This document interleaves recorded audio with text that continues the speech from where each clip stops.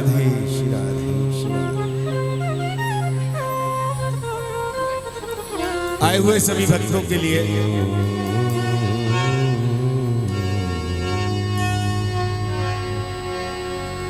मंगलम भगवान विष्णु मंगलम गरुड़ध्वजा मंगलम पुंडरीकाक्ष मंगलाय तनो हरि।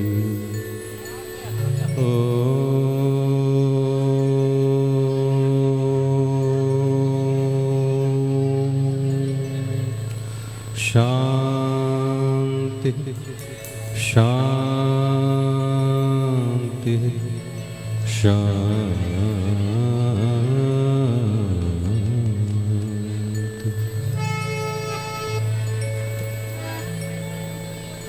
बिहारी जी की असीम अनुकंपा, राधा रानी का सानिध्य, उसके फलस्वरूप ऐसे सुंदर कार्यक्रमों का आयोजन पूरा होता है। मैं यहाँ पर उपस्थित सभी भगवान के भक्तों को हृदय से प्रणाम करता हूँ। बिहारी जी के विग्रह को प्रणाम करता हूँ। संगीत के सुंदर से आचार्य जो भजनों में अपने संगीत का साथ देकर उसको कर्णप्रिय बना रहे हैं, उन सबको हृदय से प्रणाम करता हूँ। और एक प्रार्थना करता हूँ बिहारी जी से कि इस स्थान के स्वामी को इतनी सामर्थ्य देते कि वो इससे 4 गुना बड़ा हॉल बनावे और इसमें मैं पुनः दोहराऊं अपनी प्रार्थना कि इस स्थान के स्वामी को ऐसी सामर्थ्य दे कि वो 4 गुना बड़ा ऐसा हॉल बनावे जिसमें आप सबको भजन और भोजन को जोड़ना ना पड़े। भजन एक तरफ रहे और भोजन बाद में हो। देखो हम कितनी बार हंसे हैं, हम सबको याद होगा, लेकिन उतने हंसने में भगवान के लिए कब हंसे हैं ये याद नहीं होगा। सत्संग में ही केवल हमारी दंत पंक्ति भगवान के लिए खुलती है। या तो हम किसी के उपहास में हंसते हैं या परिहास में हंसते हैं। हमारा वास्तव में हंसना परमात्मा के सम्मुख होना चाहिए। तो आज यहाँ जितने लोग बैठे हैं वो सब हंसते हुए दिखाई दे रहे हैं ना, हंस रहे हो ना। और हंसता कौन है? जो कुछ चाहता नहीं है। चाहत हमें मुरझा देती है। जब भी भगवान के सामने जाओ, कभी भी साधु संत के सामने जाओ, कभी तीर्थ में जाओ, कभी व्रत उपवास करो, तो अगर मुस्कुराता हुआ व्रत पूरा करना है, मुस्कुराता हुआ तीर्थाटन पूरा करना है, मुस्कुराते हुए संत के दर्शन करने हैं, तो कोई चाहना मत रखना, कोई भी इच्छा मन में मत रखना, क्योंकि जो जो तुमने चाहा वो सब 5, 7, 10, 20, 25 साल में दुख देने लगता है। जय जय जय जय। अधिक से अधिक 3, 4 साल, 5 साल लगते हैं। जो जो हमने मांगा वो दुख ही देने लगता है। और परमात्मा ने हमें जो कुछ दिया वो समय के साथ साथ हमको दुख नहीं देता, वो हमको सुख ही देता है। जय जय जय जय। तो कौन है जो परमात्मा के सामने मांगने जाना चाहता है और मुरझाना चाहता है? वो हाथ उठावे। और कौन कौन है जो भगवान के सामने जाना चाहते हैं और कहते हैं बहुत दिया है तूने मेरे दाता, अब मुझे बस तेरी भक्ति उपासना चाहिए। यहाँ मंच पर जितने लोगों को आप देख रहे हैं, ये सब इसी बगीचे के बीज थे। जैसे गेंदा का फूल होता है ना, तो गेंदे के फूल के बीज अगर कोई दे दे तो उससे फूल की महक नहीं आती, फूल का सौंदर्य नहीं आता। लेकिन वही बीज जब जमीन में रोप दिए जाएं और माली उनमें खाद पानी दे दे, तो वही जब पौधा बनकर, तना पत्तियां बनकर उनमें से जो एक कोपल फूटती है और कली बन जाए, फिर जो मुस्कुराता हुआ फूल निकलता है, ऐसे ये फूल आपके सामने बैठे हुए हैं। जय जय जय जय। ये भी आप सबकी ही तरह हैं, लेकिन इन्होंने अपने बीज को रोपा उस बीज से निकले हुए अंकुर को संभाला और संभाल के उसका जो खिलना है उस खिलने तक पहुंचे हैं। मैं सारस्वत जी को, चौधरी साहब को, अशोक जी को, डॉक्टर साहब को और शिवराम जी को बहुत बहुत हृदय से साधुवाद देता हूं और प्रार्थना करता हूं कि आपका जीवन ऐसे ही दिनों दिन खिलता मुस्कुराता रहे और जो जैसा होगा वो दूसरों को वैसा ही बना देगा। ये भी भक्ति के मार्ग पर चल रहे हैं और देखो इन्होंने भक्तों की कितनी बड़ी श्रृंखला कर दी। एक बार जोरदार तालियां अपने लिए, आप सबके लिए जोरदार तालियां अपने लिए, क्योंकि कितने लोग इस समय फोन पर दूसरों की बुराई कर रहे होंगे, कितने लोग इस समय घर में झगड़ा कर रहे होंगे, कितने लोग इस समय मैं बीमार हूं, मैं गरीब हूं, मेरे पास कुछ नहीं है, इसकी गणना कर रहे होंगे। और आप सौभाग्यशाली यहाँ बैठकर बिहारी जी का कीर्तन कर रहे हैं। जय जय जय जय जय जय। अभी हम भजन में सुन रहे थे, राधा रानी की चर्चा हो रही थी। राधे रानी जी के पिताजी का नाम है वृषभानु और वृष कहते हैं संस्कृत में धर्म को और भानु कहते हैं सूर्य को। धर्म रूपी सूर्य जब हमारे हृदय में उगता है तो भक्ति रूपी राधा रानी उसमें दिखाई देने लगती हैं। श्री राधे श्री राधे। फिर से सुन लीजिए, वृषभानु का अर्थ है वृष धन भानु, वृष का अर्थ है धर्म। जिसके हृदय में धर्म आ जाएगा उसके हृदय में भानु अर्थात ज्ञान का सूर्य उदय हो जाएगा और जिसके हृदय में ज्ञान का सूर्य उदय हो जाएगा उसको फिर राधा रूपी भक्ति दिखाई और सुनाई देने लगेगी। श्री राधा रानी की बड़ी चर्चाएं होती हैं, राधा कहाँ है, राधा कहाँ है, शास्त्रों में कहाँ है। दूध में कोई दिखा दे मक्खन कहाँ है, मक्खन कहाँ है। कोई गाय भैंस में दूध दिखा दे। एक प्रक्रिया है, गर्भाधान, गर्भाधान के बाद शिशु को आगमन, शिशु के आगमन के बाद उचित देखभाल और देखभाल के बाद शुद्ध बर्तन में दूध और दूध को औटाकर एक प्रक्रिया के बाद मक्खन निकलता है।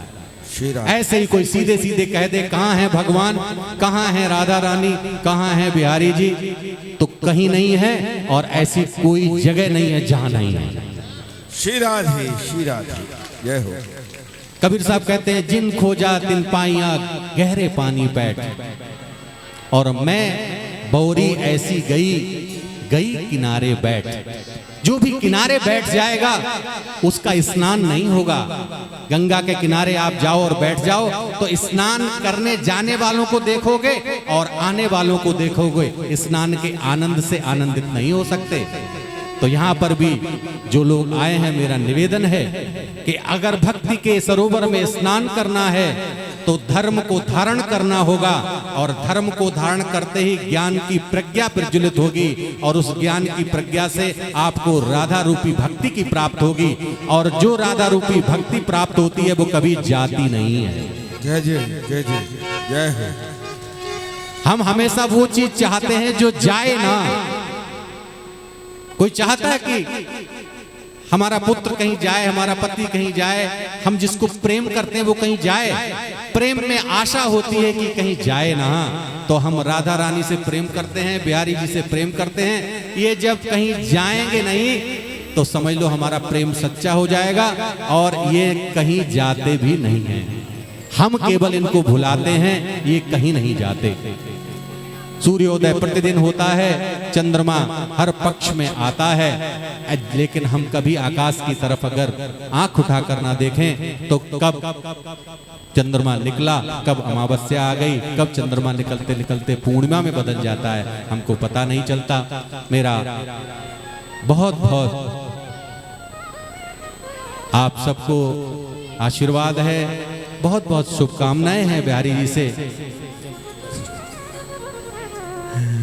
कि बिहारी जी आप सबको सतमार्ग पर ले चलें। देखो हमारे यहाँ सबसे बड़ा जो ग्रंथ है उसका नाम है महाभारत और उस महाभारत का ही एक हिस्सा है श्रीमद् गीता, श्रीमद् भगवत गीता जिसको कहते हैं।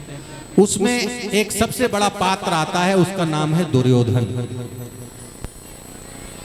दुर्योधन किसको कहते हैं? दुर्योधन वो है जो तुम्हारे अंतःकरण में आवे और तुम में दुर्बुद्धि उत्पन्न कर दे। ऐसा धन, ऐसी संपत्ति, ऐसा संग जो तुम्हारे अंदर दुर्बुद्धि पैदा कर दे, ऐसे धन को दुर्योधन कहते हैं।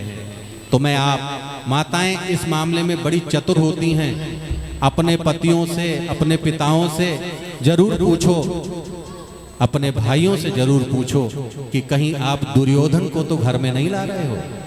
अगर दुर्योधन घर में आएगा तो दुशासन का शासन शुरू हो जाएगा, और दुशासन का शासन शुरू हो जाएगा तो वह भक्ति रूपी द्रौपदी का अपमान हो जाएगा। इन सत्संगों में आने से अगर आपका मन नहीं बदला तो समझ लीजिए कि भक्ति का अंकुर नहीं फूटा। तो माताओं का विशेष दायित्व है कि वो अपने घर में अपनी आय से अधिक सुख अगर भोग रही हैं तो शंका करें कि कहां से इतना सुख आ रहा है। कहीं मेरे पति, मेरे पुत्र, मेरे भाई कोई अनीति, अधर्म, अनाचार का कृत्य तो नहीं कर रहे हैं। उनसे चर्चा करो कि सुनो जी, तनख्वाह हम आपकी इतनी है और खर्चा हमारा इतना है, कुछ गड़बड़ तो नहीं कर रहे हो।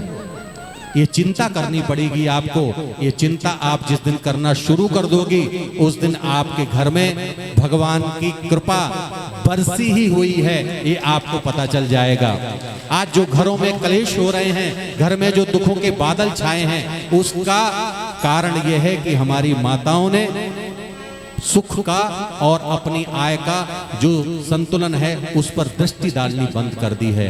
माताओं कहते हैं माता कुमाता न भवती, और हमारे यहाँ कहते हैं मातृ देवो भवा, पितृ देवो भवा, आचार्य देवो भवा, अतिथि देवो भवा।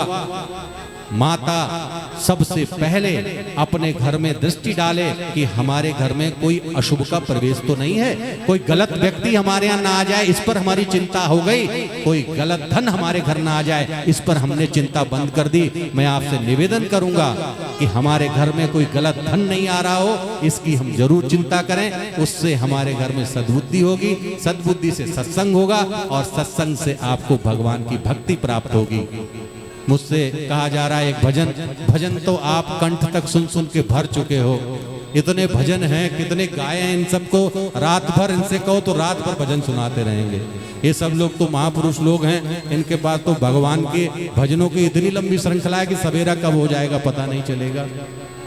मैं तो यही चाहता हूँ कैसे भी करके दवा, चाहे गोली के रूप में हो, इंजेक्शन के रूप में हो, सिरप के रूप में हो, दवा पेट में जानी चाहिए। मैंने अपने शब्दों के माध्यम से जो आपको दवा दी है वो दवा यही है कि यदि भक्ति रूपी राधा को अपने हृदय में अनुभव करना है तो धर्म का पालन करना होगा, धर्म से ज्ञान आएगा और ज्ञान से भक्ति आएगी। भक्ति सबसे बड़ी है, भक्ति फल रूपा है। नारद कहते हैं नारद भक्ति सूत्र में कि हे संसार के मनुष्यों, ये भक्ति फल देने वाली है, बल्कि फल ही है। जय हो, जय हो। इसीलिए ज्ञानियों ने अपने जीवन में उतना आनंद नहीं पाया, तपस्वियों ने उतना आनंद नहीं पाया जितना भक्तों ने पाया। आज पूरे विश्व में आप देख लो, तपस्वी मिलेगा रूखा सूखा, जिसे देखते ही आपको भाग जाने का मन करेगा।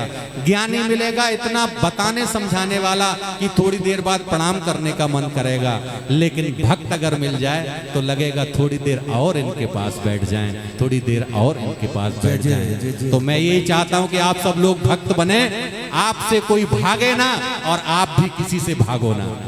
श्री राधा, श्री राधा। बोले भक्त और भगवान की जय हो।